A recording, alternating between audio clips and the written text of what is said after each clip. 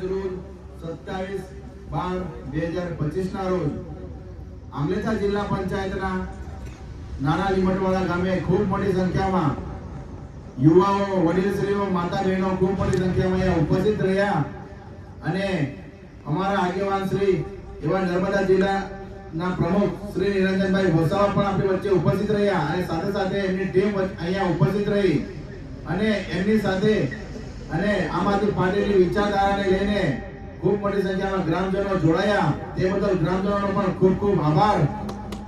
અને મિત્રો તમે જોઈ શકો છો આ એક દિશા પરિવર્તન તરફ જઈ રહી છે। હવે આ ભાજપને જાકારો અને આમ આદમી પાર્ટીને આવકારો મળી રહ્યો છે તો હવે પરિવર્તન નર્મદા જિલ્લામાં 100% પરિવર્તન હવે નક્કી છે।